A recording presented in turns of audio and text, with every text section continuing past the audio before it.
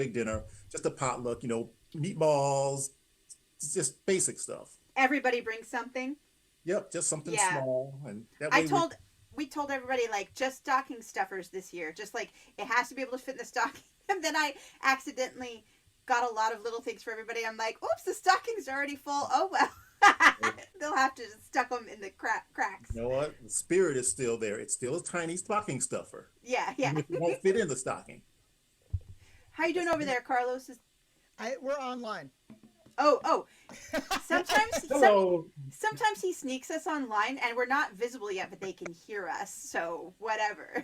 Well, we want to let the crowds have time to gather. I mean, you can't funnel 60,000 people into one little Twitch channel all in an instant.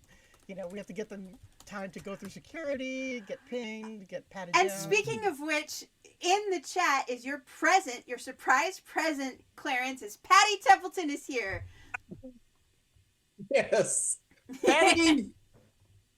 I was like, Clarence is going to be on our Twitch channel, and she was like, I'm there. So yes, and Yes. I'm hoping she will be peppering you with questions throughout this whole process. Hit me like a Pepper him, peppermint. Dread. Patty peppermint him. Oh, this is peppermint patty. I love it. This is it. Yes. It's already a party. It's already a party. Party And we hard. don't even have cheese. Carlos, tell the cheese story. I was in charge of shopping for Cam Rob's wife's birthday to bring the cheese, and so I went to a cheese store with Ellen Kushner, and we exited out of there with a sack worthy of Hephaestus. Like, imagine one of Hephaestus's dwarves, like, carrying Dross and Slog in a bag over to the great iron forge on which all the weapons of the gods are built, but make it cheese. That's what I exited with. It was just a mighty sack. And how did that happen? I mean, it's not like Ellen Kushner was there. yeah, Ellen Kushner plus credit card equals disaster. But our friends Cam and Adeodat, so it's Adeodat's birthday, and Cam Rob, you know Cam. He's like, every year he tries to give her a surprise party, but it's getting harder and harder as she expects it. So he did a surprise brunch this time, and she was already off having a birthday breakfast. And so he ushered everybody in like for the brunch time. So Carlos walks in with his sack of cheese, and he's like, Adeodat, and he just like thunks it into her arms. He goes, "It's all cheese." It was so great. Oh, Very satisfying. When you can. I know that some gifts are better if they're lighter and smaller. Like there's a whole logic to them being more expensive that way. But no, heft is where it matters. All right, it's 7, by the way, just for our faces. Yeah, well, we'll get there in a second. Let's let Zig Zag have the last word before we go into. well, I was just going to say, you, in years to come, she's going to remember that I got a sack of cheese. And that is not something anybody else can say. Nope. Oh, and I got this text where Carlos is like, I just spent X amount of money at the cheese store, and half of it's for you. So now imagine the sack of cheese is what he gave Adeodat, and the other half is in our fridge. And it was all sheep and goat cheeses, since I am a lactose intolerant, and sheep and goat cheeses are a little bit easier. Although I'm not eating much cheese, but I definitely have had, he got this like gorgeous sheep's blue cheese and this goat Gouda that was out of this world, and the goat brie was really good. And you can't let it go to waste. I mean, it's got to be eaten. It must needs be eaten. It is. I'm gonna sexily fade us in here. Here we go. Sexy There's fade. a little tease. Oh, I should have put Zig Zag first. All right. Well, he'll We're be the having big reveal. so many. Here it comes. Let me entertain you. We've got so many new people in the chat today, like kind of old friends from around the internet. And there's Catherine, and there's Shauna, who we wrote the Fox Girl song cycle for. Oh, hello, and Shauna. I know, it's so exciting. Hello, internet. This is cool. Yes, oh, Zig is so. Soon we will be here. Oh, maybe I should. Are we up already? Because I should probably. I have to refresh it. Never. Oh, there we are. Aren't we pretty? Yes. Okay. Ziggy's pretty, in fact. There we go. Ziggy's All right. The prettiest. The most beautiful. All right. Now I'm going to hide us for a second so that I can introduce Zig Zag Claybourne. Welcome. Welcome to Fiction Impossible. It's our Twitch stream show where Carlos and I get to interview authors, all of whom are our friends who usually have books out the year that they're speaking. They read some, they talk about the books they've loved to read and games they love to play. We ask all kinds of questions. That's just kind of the basic structure. And, you know, sometimes we do it one way, sometimes we do it another. We never know.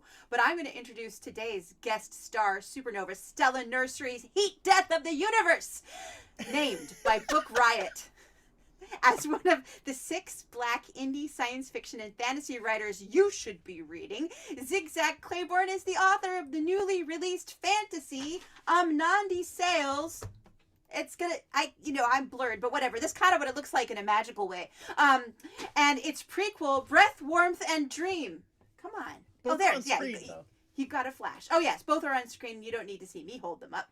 Other novels include The Brothers Jetstream, Leviathan, Afro Puffs Are the Antennae of the Universe, and By All Our Violent Guides. His stories and essays have appeared in the Magazine of Fantasy and Science Fiction, Apex, Realm, formerly Serial Box, Galaxy's Edge, Strange Horizons, the year's best African speculative fiction, and numerous anthologies. Claybourne is a frequent speaker at libraries, conventions, and learning institutions, and you can find all of his stuff as ZZ Claybourne, Claybourne.com. Welcome, Zigzag. Welcome! Thank you. Zigster! Oh my Lord, you make me sound like a writer. Well, that's all you, baby. You wrote your own bio. One of the things that we like to do, though, besides just spilling all of the official bio out there, is tell little personal stories. So Claire and I wanted to tell a little bit about sort of like different encounters we've had Zigzag. One of my favorite things that I do at cons is leap into your arms. If you haven't met Mr. Claybourne here in person, he's 8'7", and I am 4'1". And so, like, what I do is I do my little halfling cannonball. I just go, I'll see him, like, across one of the bars or, you know, there in one of the convention center exhibit hall rooms. And I'll just go, and just hobbit my way toward him at the speed of the silver meteor and just, like, plunge myself into his arms. Always get caught. Never drop me once. Best catcher in SFF. Never will. As we grow older, we'll definitely need to purchase some exoskeletons to sort of brace ourselves against our own enthusiasm. All I need is an M80 up my butt in a dream. Hey, there we go. And then here's one of my favorites. I'm going to take my background off to show you. But when I was writing the second of the Saint Death books, Clarence commissioned a friend of his to make Stripes the Undead Flying Tiger rug for me, and I love it. And then I also have several of his letters just taped to my wall that I read while I'm writing. So it's just, he's so precious to us. Now since I don't have a background, I'm just going to show you how beautiful they are in person, not just images. There they are.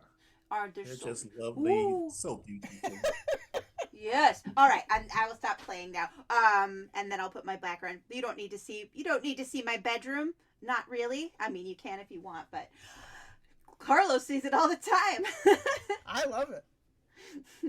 So, and then that Snow Moon Prism says that they just purchased these 2 books. They sound amazing based on their summaries. So, yay!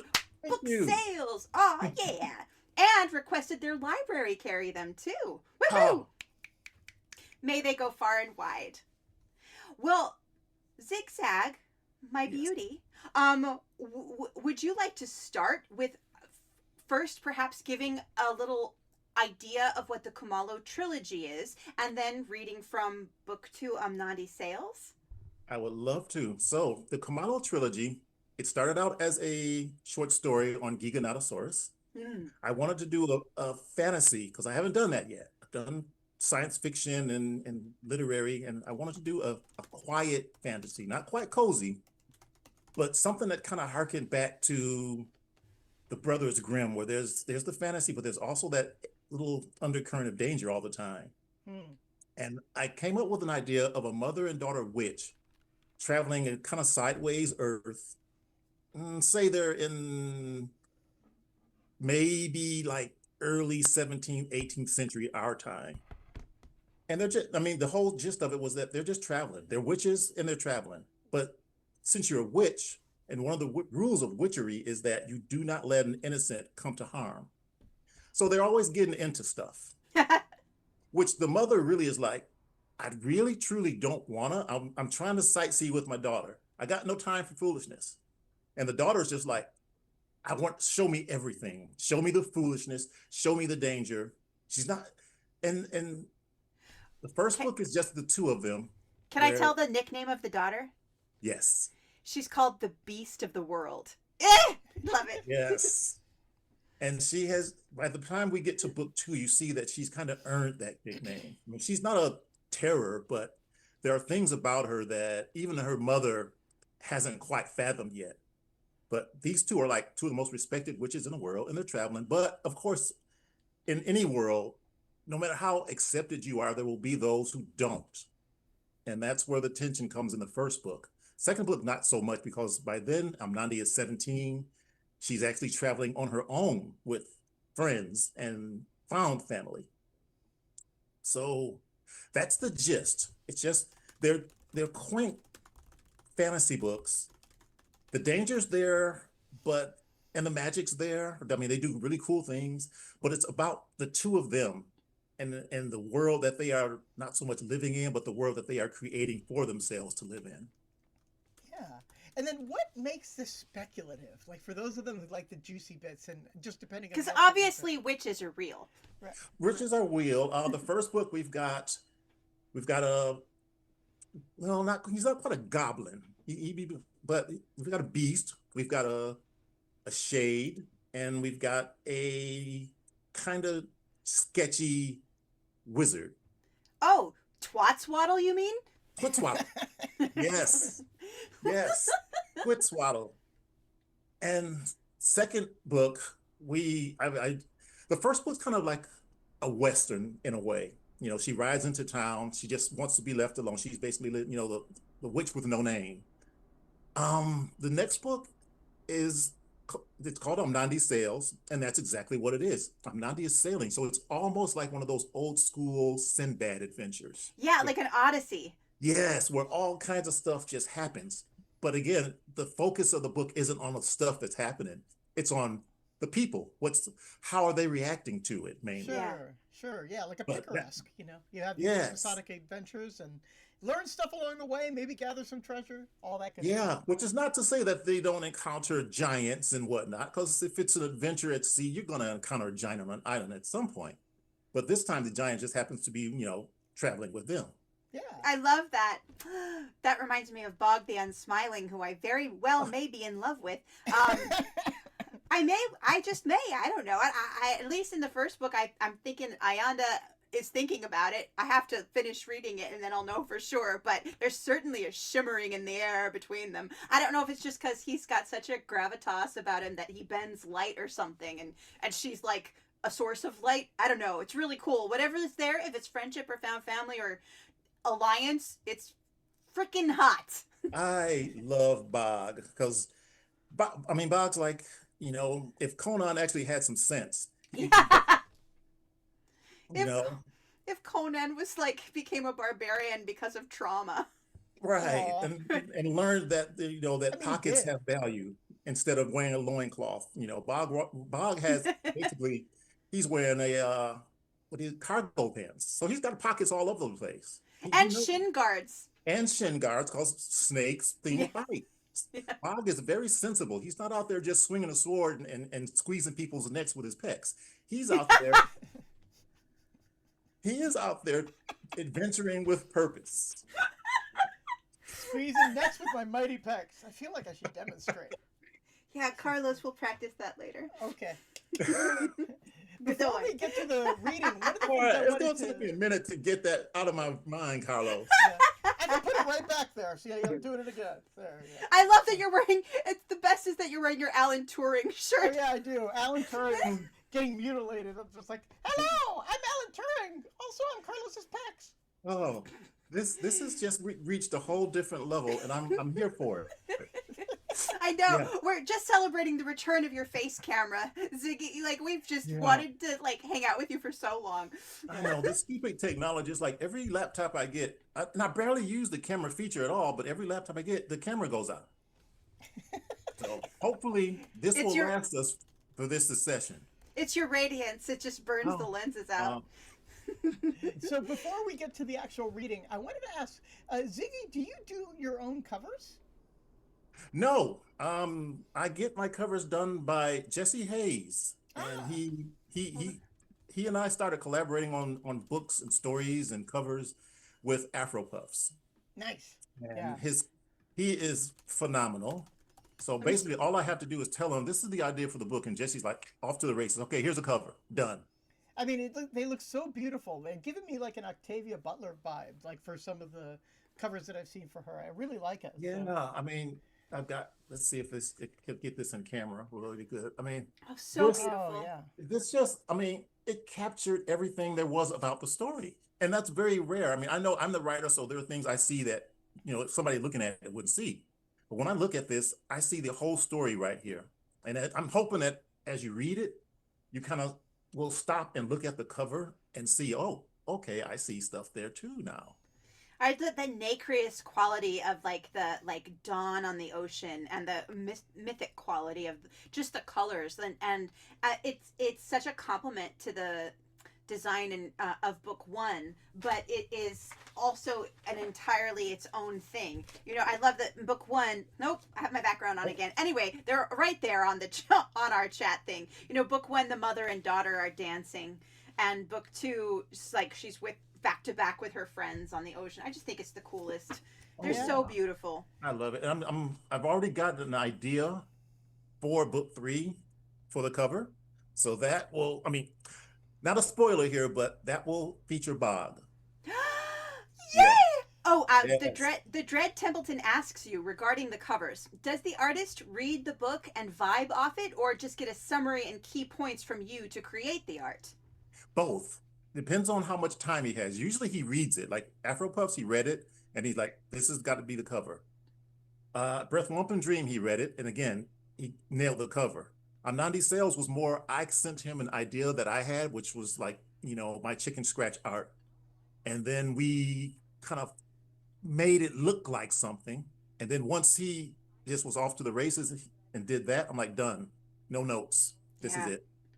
The Carlos has done that chicken scratch. Like he's like, this is the outline, and then he's given it over to an artist, and then they transform it. It's amazing, but the artists always seem to be very grateful to have had a chicken scratch thing to work off of to begin with. It helps a lot. I mean, even though 9 times out of 10 the chicken scratch does not translate to the final, Right. but it's better for them to have something instead of just like, well, here's the writer like, give me beauty. Yeah. Little broad, dude, little broad. Yeah. Well, without any more ado, several more people have joined the chat. One was worried that he'd come late to the party and missed your reading, and we were like, no, we're just chatting. No. So you're going to be reading, I believe, from book two, Amnandi Sails, which, according to one of the reviewers on Amazon, said that it works as well as a standalone as a sequel, partly because it's years after the first book, right? Yep. And a total different, almost a different subgenre, like versus like Western versus like Sinbad. Yeah. So if you want to bring us to speed on where you're going to start from, and then go for it. 10 minutes of Yes. glory. So, all right, let's put on the Captain Kirk glasses. Yes. Nobody needs to shout for Khan. Engage. Oh wait, wrong Star Trek. Oh yeah. No. All right, so we're gonna the basic premise is Amnandi is 17 now. She's traveling on the ship with Captain Ma Pena-sama, who did appear in the first book in a very small world. Here she's front and center. This is almost Ma's book, but they've encountered a mystery at sea. Raven feathers have floated to the top of the sea and surrounded the ship. And they're trying to figure out what in the world is going on. So at this point, they run into the merfolk, who have also been notified that there's something going on in the world that has not happened before. So we begin. And forgive me for not looking at the camera too much, but my eyes are not what they are, so I kind of have to peer straight at the book. Darkness slid into the spaces left by the crew's departure. In quick time, only 2 bodies and a few safety lanterns remained, with those lanterns spaced so widely as to be lonely little stars, still dimmed to their lowest setting. Mm. The slow, laboriously hard slap of the Mur's appendages grew louder. Mob peered over the side again. You afraid? She said, offhand to Amnandi. It's been my experience to fear only that which clearly intends me harm. Hmm. Your brain will feel its voice. It'll hurt. It's teaching you to mimic it.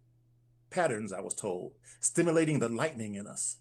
Won't hurt long, but you'll know you've been through it by the end. Hmm. Most of my crew ain't ready. Slap. Then silence as it pulled. Slap. Warbles issued from below decks. In order to not go too brain crazy from the MERS communication, they have to sing. So cool. that's something that, from old tales that we always get, that the crew must sing. First several songs, then haltingly merging into one, the mangiest choir a sea had yet heard. I know to whom my heart is bound. Amnandi and Mob waited. Slap. You ready? Amnandi nodded. The tip of the appendage affixed tightly to the rail, the second even more so. Then, with quivering effort, the Mur slid its long body onto the deck, where it lay half-coiled for long moments, doing nothing but moving its head against the length of itself, applying mucus over jagged gill slits. No one in Amnandi's family had ever seen a Mur. She'd know if they had. Its worm-like head raised, followed by half its body. And even at this, it was taller than Amnandi. Its arm appendages hung limply. The odd-smelling body caught what little illumination there was and turned light into multicolored bursts against a sky of glittering skin. Hmm. The mucus gave hints of kelp and fruit to Amnandi, Ha. nearly a molasses. The Mur's body tapered to twin flattened whips that looked long enough to wrap around Amnandi, and perhaps Amnandi noted how the whips stabilized the stiffening torso, even lift her. It prepares to speak, said Mob. Amnandi drew a cleansing breath. Thoughts and expectations left her young mind.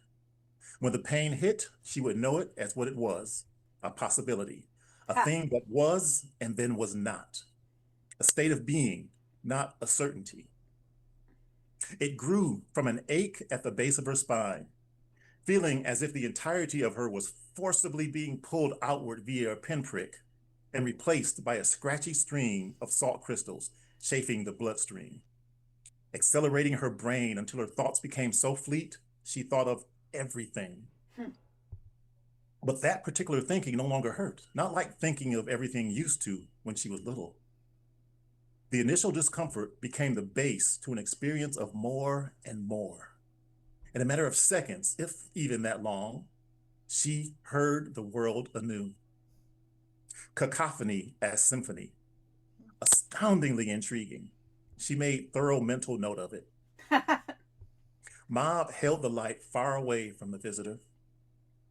Even standing upright, the Mur moved as though infused with differing musics played simultaneously.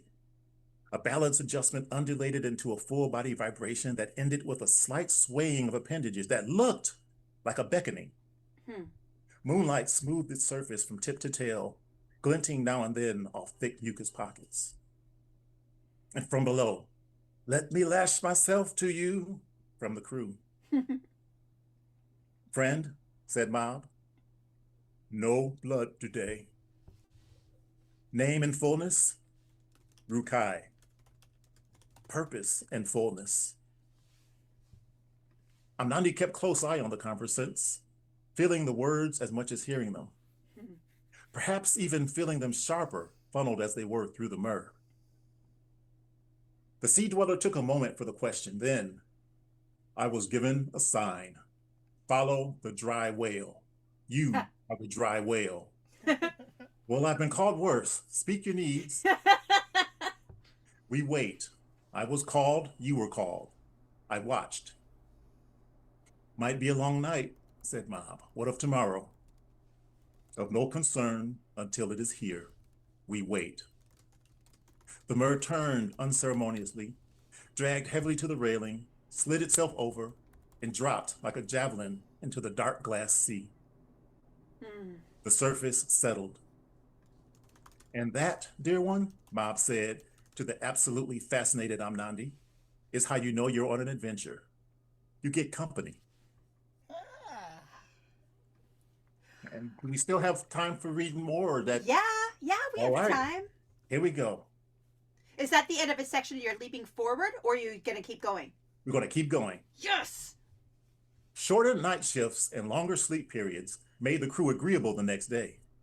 A risen sun always lent outlandish events a sheen of dream, letting adrenaline settle until reality's jobs fell right in line with whatever uncertain horizon their dry whale traveled toward. Are there any wanting to leave? Ma put to the crew. She herself had remained watchful most of the night, prodded awake now and again by Amnandi.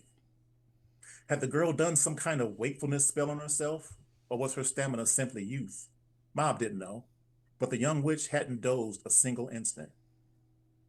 The yawn Mob fought to avoid showing was gargantuan. The night shift, asleep now, had already answered this question. The day answered as well, with silence. But Mom knew her crew, and she knew people. There were always those who'd say nothing in public, but whose hearts twisted over the loved ones they might not see again. She begrudged those hearts nothing. She addressed the first mate standing with the crew before her. Miss Sky, would your kindness point us to Kier Island? Would indeed, Captain. A detour.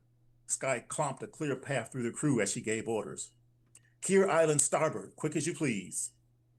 Her navigator and helm were already consulting maps and calculating degrees. Trim teams raced for fabric. Kier, being so frequently visited along this route, was a trusted and necessary way station in all but taxable ways. We stopped for special essentials first, Mob told the crew, then on for the goddess's bidding. Special essentials was well-established Mob code for remain ashore if you wish, will return provided the Bane yet sails. Passage elsewhere, in the meantime, could definitely be brokered with one of various ships docked for supplies, pleasure, or both. No guarantee any one of those ships wouldn't be God-erranded itself. The crew knew this. The gears of the sea were practically primed with quests. The captain's sister-in-law sidled up to her as bodies dispersed. A word privately, Captain. Mob narrowed her eyes toward Amnandi's. Amnandi received the message and wobbled off to her berth. Privacy and formality meant Lena wanted to speak as family, not crew. Mob led the way to her captain's quarters, cluttered with maps, trinkets, and more books than anyone needed to own. Once inside, Mom said, my attention's a waning, precious thing. I ask because you know it must be asked, Lena said. Shall we heed every call of the gods, one so vague as this? Feathers? My ship has never turned from a quest. Lena sat with a sharp sigh on a brocaded cushion. When have the gods ever made their intentions clear, sister, said Mom. I submit that they cannot. They attempt to communicate with us as we do dogs. By now, said Lena, they should know our ways and our tongues. She followed Mob's wanderings about the quarters. They likely do, said Mob. She shoved a bound map back into its tube. But each time I've read to a dog, it only feigned interest. I said, treat hurt. Our treats have kept us afloat, kept you in fine ingredients. Have you not come to trust me? I do, but I worry, she said. We all worry. Such compassion is the only reason I don't daily throw you off the ship. Mob accepted Lena's scowl as the russet freckled woman's version of a smile. Can we not say no at least once? Said Lena. We are tired. Lovers wait. Home beckons. Mob thought, I am tired. I have no lover. The bane is my home. I've no interest in a stay on Kier Island, her sister-in-law continued. I'm with you till we get home. I'd like to get home as swift as any fate's decree. I promise you that decree, sister, and not a moment passed. What else is on your mind? With the witch aboard, you get foolhardy. That's a high charge. Evidence? The two stared at each other in mock seriousness, then burst out laughing at the plans made on a world such as Era. There were fables of calmer places, but that was not this place. Yet, checks and balances were good things between honest souls. It's a quest, Mob said, but we're not fools. No rush. I'll have Amnandi sleep presently. That, said the cook, plus give her extra portions when she awakes. That seemed wise. And we'll stop there. You must always feed your witch. Always feed you. That's the title of the next book, I think. Always feed your witch. Yay. The Witch's Banquet. Oh my gosh, that was so pleasurable. Thank you. Thank you. You know, that word that you just used, pleasurable, is the entire focus of these books. I wanted the reading of it to slow people down. I wanted the words to feel like a pleasurable experience. And I just from your smile, Claire, I think I hit the mark on it. Oh yeah, I've started, it's way too late I know books are supposed to be there for when you need them, but I started reading the first one in the last few weeks because every time I went to read them, I had blurbs due for like a stack of them, and I didn't want to feel that way. Like I should be reading something else when I'm reading your book. But now I'm clear for a bit, and I was reading it, and I'm just like, oh wow, oh wow, oh wow. Like I have these like vocal like drooling sort of like sensual reactions, not like just for the sheer pleasure of a sentence structure, but also for just the heavy luminous feelings. Yes. That was my alarm for, usually it's Monday night. It's the Sitzfleisch Poetry Hour at 8 p.m. But that was so appropriate to what you're saying, yeah, though. Yeah. Like a little fairy enhancement from Titania there. Yes, thank you, Fairy. I have 1,000 alarms, and they're not always applicable at every day of the week, but still, without them, where would I be? A tired adventurer. I was, sorry. No, I was just going to say that does bring me to one of the questions I had for you, Zig Zag, because this is a hallmark of all of your writing. I don't think it's something particular to this series, but instead endemic to every sentence you've ever put on a piece of paper. That you just are so in love with language that you're, when Claire and I were talking about, well, what should we ask? It's like, the word that I said about your writing is that it is un-AIable. That is like right now, it is why we have zero, we shouldn't be using fucking GPT anyway, but just like if you ever wanted a reason to like actually see what the human spirit could do, here is inimitable, induplicable writing, so like I wanted to get sort of like into the head of like how you come about with some of your metaphors. Like, do you have schemes and strategies for the way that you will spin a conceit? How exactly do you make a classic zigzag sentence? God, if I knew that, I would do it all the time. You do it all the time. You do it all the time. No, I think one of the things that I like to do as I'm writing, and I'm an old school writer where I do pen to paper or pen to paper first. I need that tactile sense because I have to feel what I'm writing. Yeah. Before plot, before anything, even before title, I have to feel the story, or I don't write the story. And I mean, this might be a little woo-woo, but it's like I feel the soul of the story and proceed from there. Yeah. So every sentence has got to proceed from there as well. Even if it's something funny, if it's goofy, whatever it is, it has to have a bit of the story soul in it. I don't let my characters or the prose phone it in, No. because that, that's too easy to do. I mean, it's a trap. So I think I answered it, maybe, possibly. You Do absolutely you did, yeah.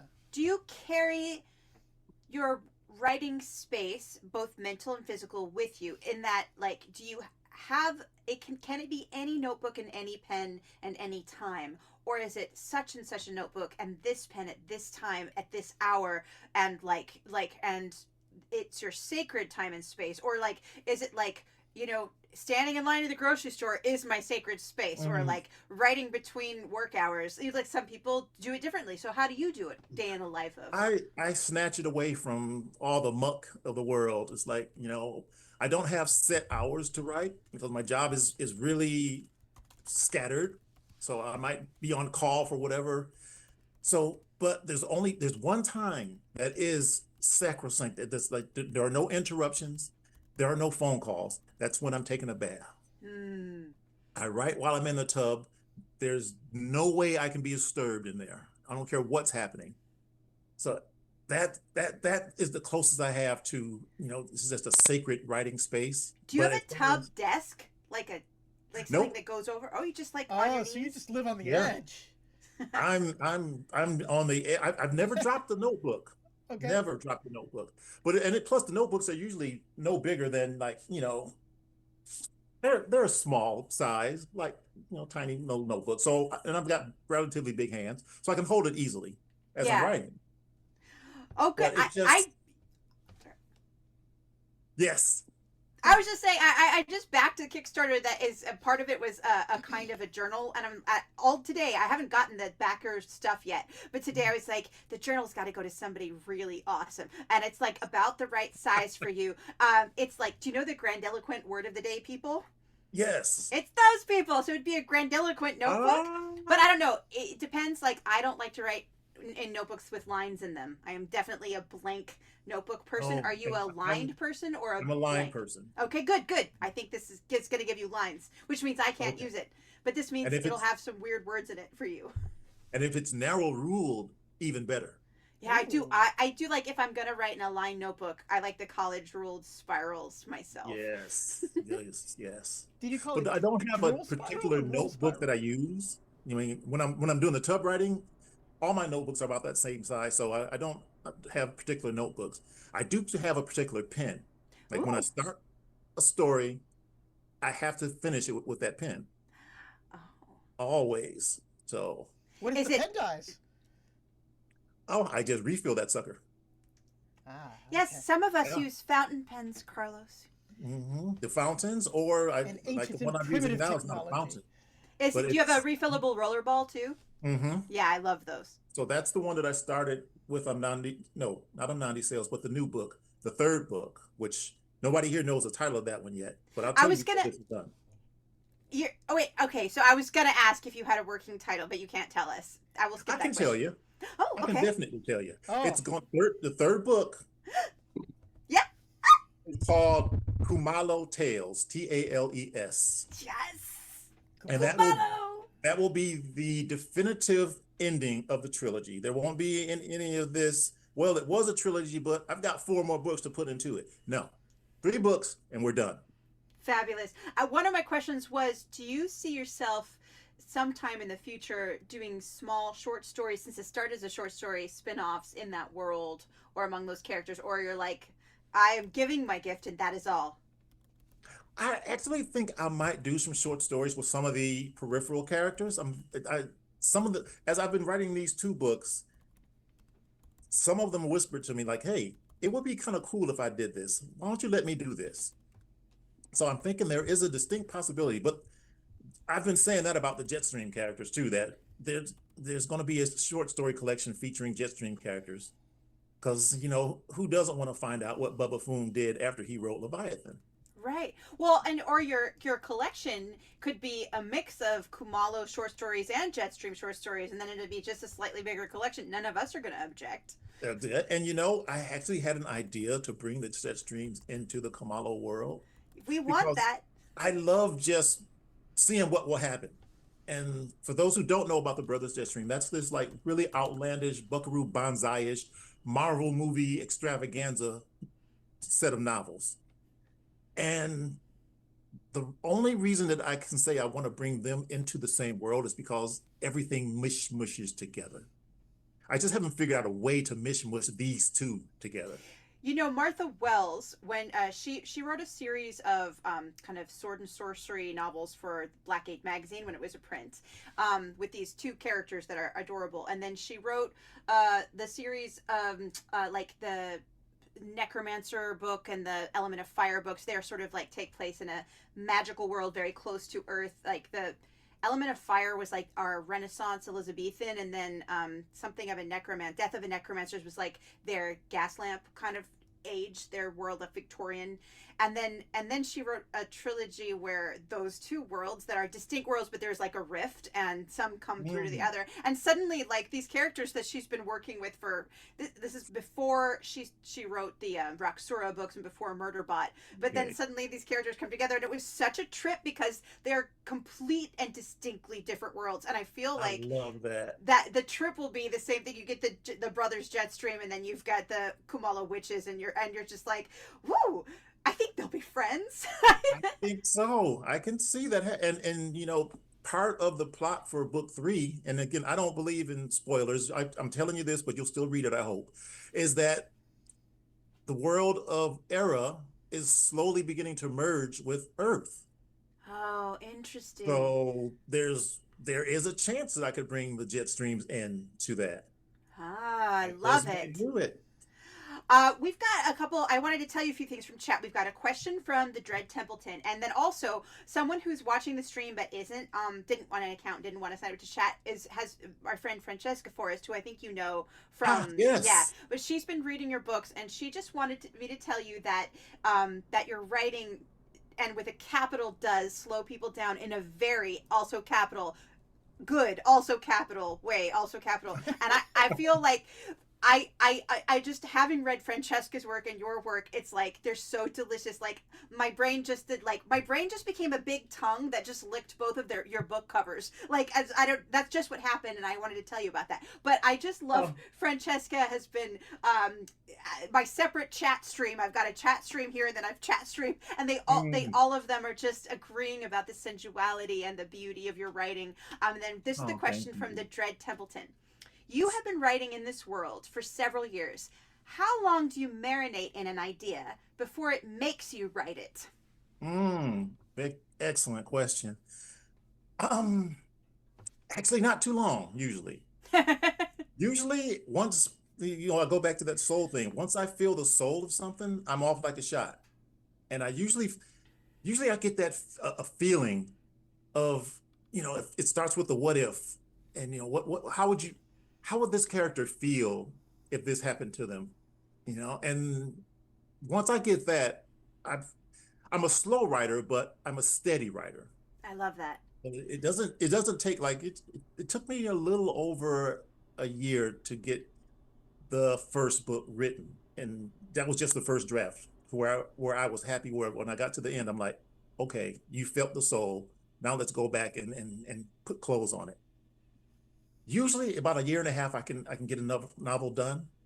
So I'm aiming to get book 3 in your hands, and I'm saying it here now for posterity, by next Christmas. Wonderful. And you usually crowdfund for the Kamala books anyway, right? Yeah. The Kamala books, that I've never did a Kickstarter before, crowdfund, and so friends were like, give it a try with this one. So for the Kamalos, I'm doing all 3 via Kickstarter. After that, it's been building an audience like all this time too. I mean, and to be honest, it kind of shocked me a little bit because I didn't expect it. I expected I'd get enough to cover a few expenses and, continue getting in the bubble bath and writing my little weird stories. Well, it's done that, and it's also done a wee bit more as far as broadening the audience. And if this audience who's here with you now wanted to be sure that they would know, be alerted when something like this, can they find the Kickstarter for Amnandi Sails or Breath, Warmth, and Dream? And is there a way to sign up for notifications for the 3rd, or join your newsletter or something? I don't know if Kickstarter will let you sign up for notifications on something that's done with. I'm not sure. I have to look into it, but I know the links are still out there. You can still find them, but you can also go to my website and just sign up for notifications. I very rarely send out notifications, so don't be worried about, every week I'm going to bug you. But I will let you know that the Kickstarter is live once it's live via the website. So that's Okay. what we do it. Titleist Rex, who is our buddy, you've met. He's another writer. I don't know if people have handles, if I should actually say their real names or not. So anyway, Titleist Rex, you know him, but he's in Hawaii now streaming in. But he said, "We got you. Get in the bath," which I think is a great. I have some more questions. Carlos, do you have another question for Clarence? I went last, so it's your turn to go. Okay. Oh my gosh. Okay. Ziggy, what would you rather answer? Oh, you already answered the writing process one about longhand, and the one about the short form. That's a good question. Okay, would you rather do like a media question or a kind of metaphorical question? Let's go media. Okay. This would make such an excellent TV series. Do you have favorite actors for some of the roles, or a favorite director? You'd be like, this person, direct it. This is no one else. Well, I've gone on record saying Guillermo del Toro can direct anything I ever write if he desires. I love what he does. So if he want, he would be perfect for either Jetstream's universe or Kamalo. He can do either one. I think I like him better for Kumalo. I mean, like Jetstreams he can do, but sometimes he, like you, will slow a watcher down because there's so much beauty to look at. And I don't know. I feel like, so I think Jetstreams needs somebody who is like a quick edit, that sort of thing. But actor-wise, that's a tougher question because there's so many wonderful people up there. I mean, Keith David can do anything. Lakeith Stanfield can do anything that I write. Michaela, I think I'm pronouncing her name wrong, but Michaela Cole from across the pond, she would be excellent as Kamalo. I have to look her up.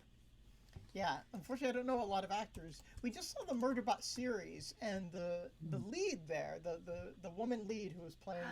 She beautiful. Yeah, she would be a really good one too. I was thinking. The captain in Murderbot. Yeah, the captain. She would be outstanding. She's got such a face that is so sympathetic. Like all of these like just compassionate eyes, and that like you could feel everything washing through her. Mm-hmm. But she's also got that gravitas, and at the same time, it's just. I would seriously watch Murderbot if it was just her. Yeah. Agreed. She could just be narrating the audiobook. Mm-hmm. I have another question, but Carlos, I went, so now you go. Okay. It took a long time to think about this one. Ooh. Zig Zag. All right, I'm ready. Bring it. Would you rather have the head of a cat and a human body, or the body of a cat and a human head?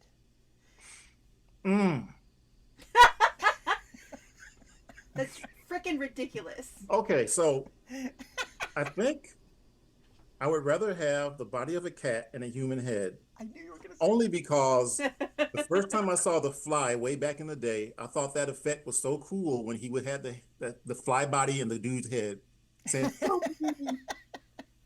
Now, I have beef with cats though, so I really don't want either. Oh, I see. Yeah, me and cats don't get along. You're a dog person, I don't know. eh? I used to be. When I was a kid, I had dogs, but for some reason, cats and we have instant beef. It's like they see me, they break out their little switchblade, I break out mine, we start doing the when you're a jet all the way. Yeah, every cat I know, that's basically how our relationship goes. All right, so let me switch the question up a little bit. So pick your own animal. You have the body of the animal and your head on top of it. What animal would you pick? Okay, heads on top, body of a Komodo dragon. Ooh. Yeah. Filthy. I'm just like, you're a basic basilisk. Exactly. Okay, I'll save one of my fun, like, stupid questions for later because we have another great Dread Templeton question. Yes. What is your favorite type of conflict to write and why? And what kinds of conflict can be on the page that don't stem from violence? I love the conflict of a character not wanting to do what they're supposed to do. And that can be, and there's very little actual violence in either of these fantasies here. And when there is, it's almost downplayed because I didn't want that to become a focus. But I love it when there's that internal conflict of like, I know what I'm supposed to do. I know what my obligations are. Do I really want to do it?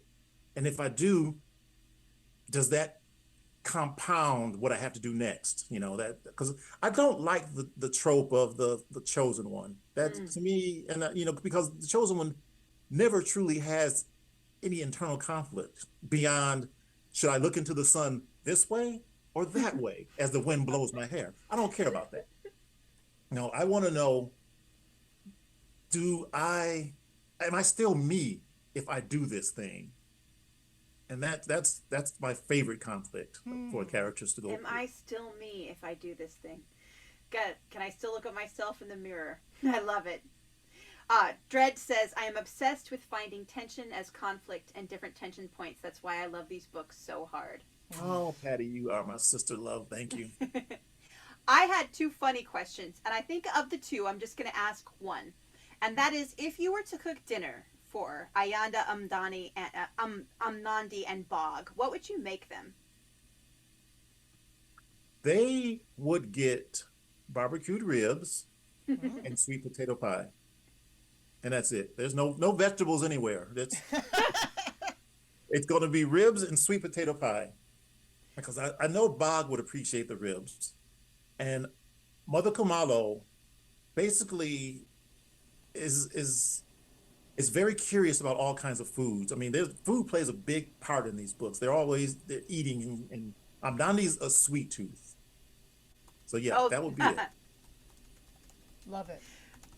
And when you make ribs, because we've had them, I remember they had like a sweet glaze on them too. So you go for a sweet rib, right? Mm-hmm. Oh yeah. We now we have to go back to Michigan and eat his ribs again. Yeah. Yes, you do. Yes, we do. And this year probably, because we're going to go on tour with our game, and we want to run it in different cities and with different friends, and we're just going to have to stop by your place and play with you. Yeah. Tell everybody what the game is. I mean, I know they know, but I want to hear it anyway. Oh, well, my friends, you probably already know since you know us, but Carlos and I, we've been working on a game for many years, and this is the year it came out from Outland Entertainment. It's called Negocios Infernales, and the tagline is, Carlos? The Spanish Inquisition interrupted by aliens. And it's a role-playing game that uses, instead of dice, a deck of like strange, spooky, oracular cards that, even though neither Carlos and I believe in any woo-woo stuff hardly whatsoever, tend to remain uncanny every time we use them. Yeah. So that's apophenia at work, baby. It's good design. Yeah, and it is a wonderful game. I got to test play it at ReaderCon. Yeah, ReaderCon.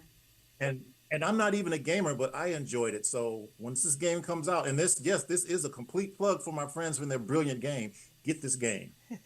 But speaking of plugging your friends, in these last 10 minutes, we love to talk about what we're reading, what you're reading and loving, things that you wanna tell why you love them. It could be things that you've read recently or that are longtime loves of yours. Oh yeah, my favorite part. All right, so this is Naivo's When the Tiger Came Down the Mountain. So I am late getting to this series of novellas, but they are perfect sips of cold water. And it's just beautifully written.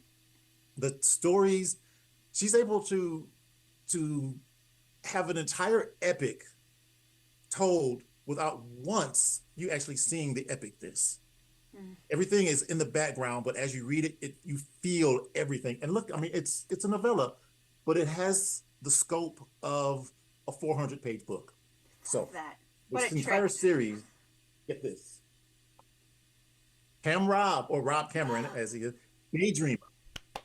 This book, I love this. This is like, I literally consider this a modern day classic in children's literature.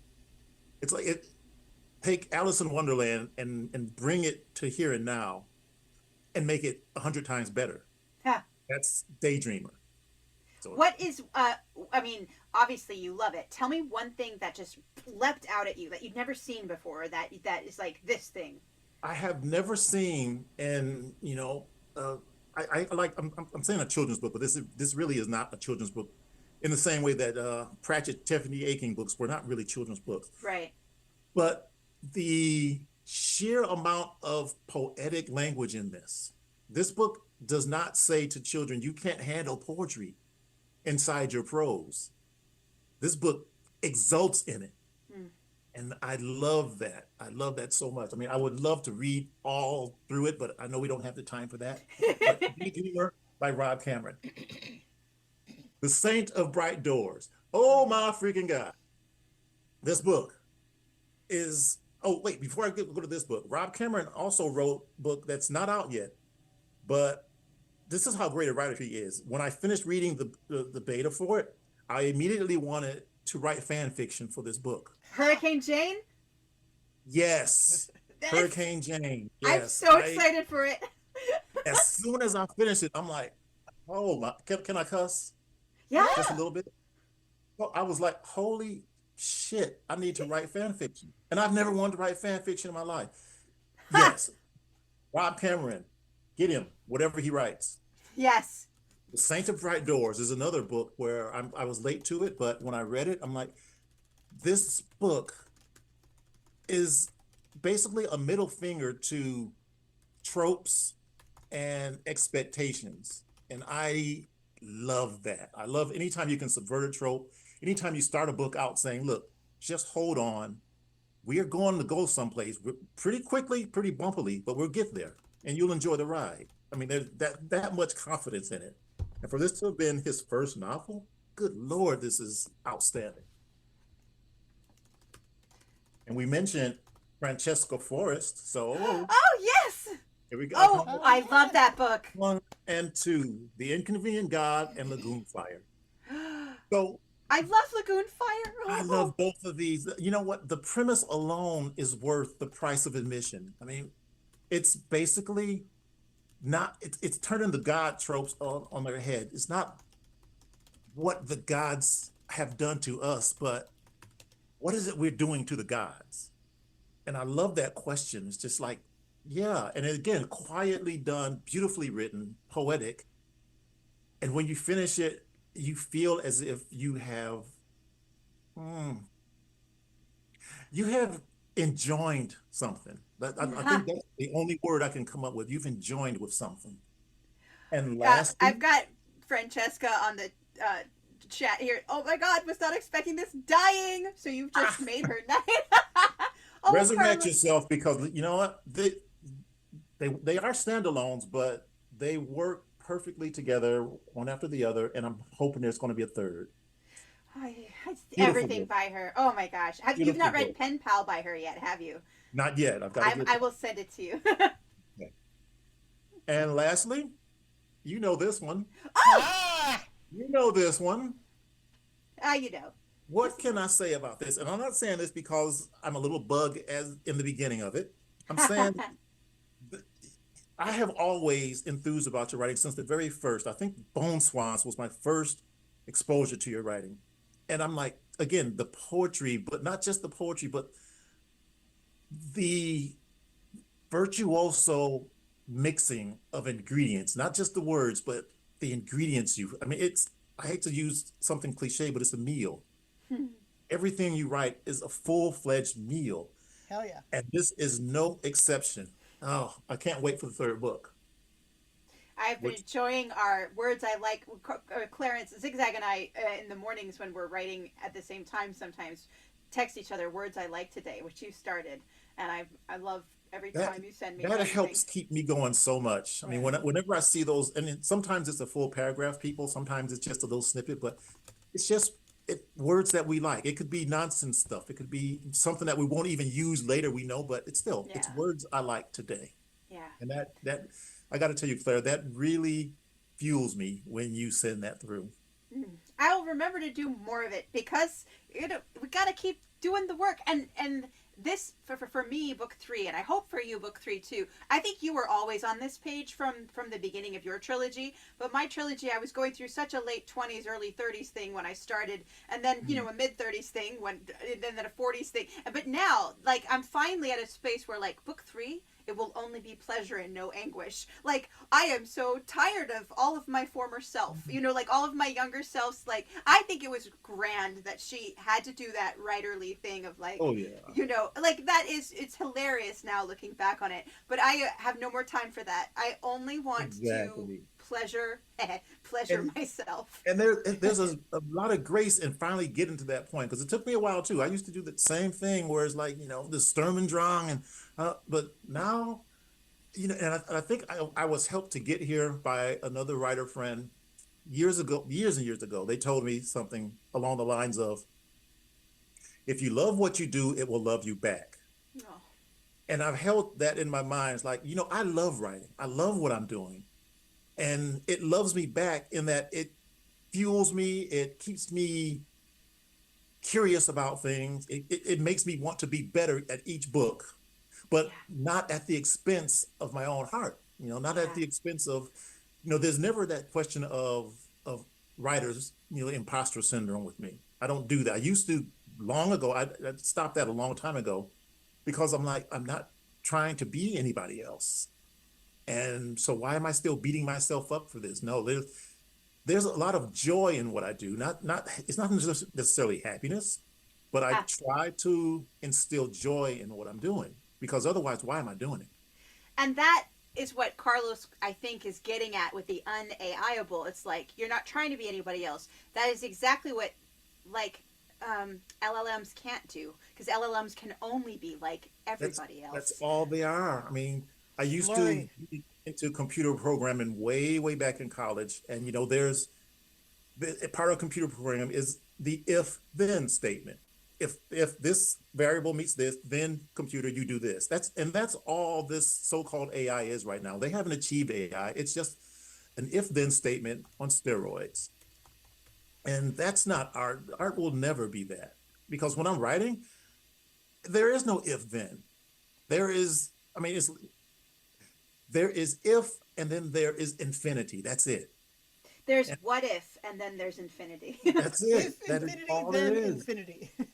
And then you get to dip into that and see where you go. But, it's not about, well, most people have written this scene this way, so I should do that as well. And these are the usual descriptors that go with that. No, AI can't give us that. I've said before on some of the socials that, when AI can produce, like, a work of the quality of maybe an Earth, Wind, and Fire song at the very least, then I'll consider it being creative. Until then, it's just a glorified copying machine. Well, as we are wrapping up tonight, Carlos, have you been reading anything or playing any game you're interested in, or like you've been looking at some books that you want to read in the new year? You want to talk about any of that?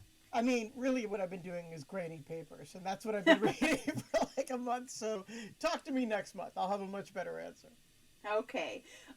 Yes, we'll be back next month. I think we're having a group reading next month, in fact, although Carlos and I have to have a family meeting, which we haven't had in several months at this point, because semesters, and we've both been ill sometimes, but we're on the mend, both of us. So I've been reading Clarence, and I've been reading books to blurb, which has been very pleasurable. My latest blurb I wrote, let me just see if I can find who that was, because it's always great fun to oh, you know what, my friend wrote a chapbook.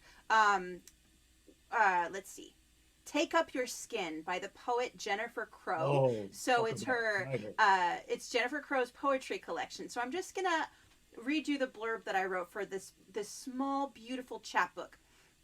At the banquet of Jennifer Crow's Take Up Your Skin, you will find many luminous and unlikely guests seated side by side. Lady Liberty, Mary Shelley, a human-skinned Selkie, a sacrificial summer king, and last but perhaps greatest, an old librarian feeding pepperoni to a back alley cat. Oh, hell yeah.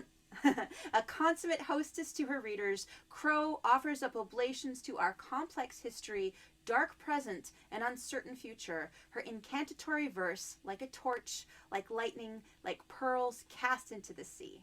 So that's one of my blurbs. I usually have about 1 or 2 blurbs due a month, so I really have to focus to read for blurbs because it's not just pleasure, which is how I grew up reading, was just reading for fun.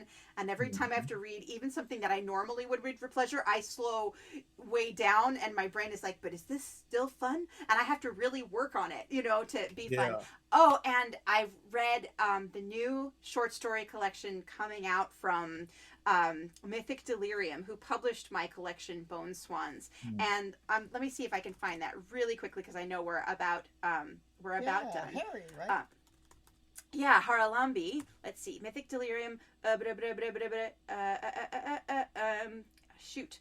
Somebody say something while I'm looking because it's really worth talking about, but I don't want to keep everybody too long. So in the chat, what has just throw out titles of books you've read that you have loved. Carlos, can you read that? Oh yeah, they're working on it. Yeah, no, I was just making sounds. People Project don't realize Hail Mary Carlos just is a appeared in the professional chat. beatboxer.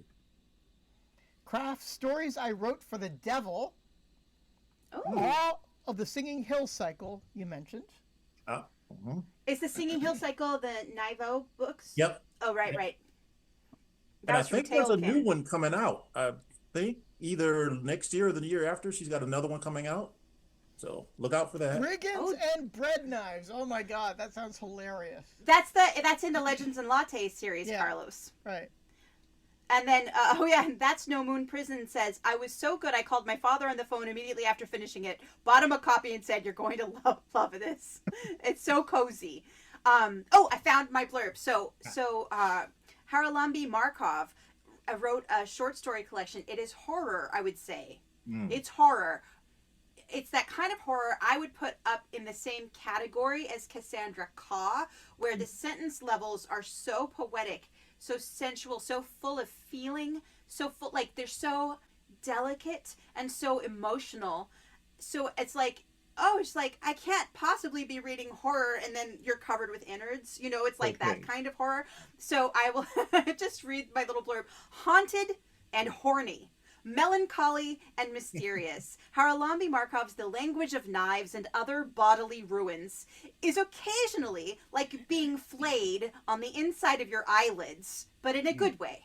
So weird, so queer, so nauseating, and so, so beautiful. So I just want the world to look out for this collection if that's their jam, because it was like, I kept like, okay, I was like only going to read one story a night. It's about all my stomach could take. And then they'd be so good, I'd have to keep reading. And then I'd be like, by the third story, I'm like, no, I really got to stop now, even though I didn't want to. That's really funny. Haunted and Horniness sounds like a great 4th book for the Legends and Latte series. Yeah. Haunted, and there's a tiefling on the cover, right? A tiefling and like what are they called? Like what Laudna was in Campaign 3, like one of the undead characters. Yeah, I forget what they called it, but yeah, she's an undead character. Okay, we have kept you 5 minutes past the time we promised.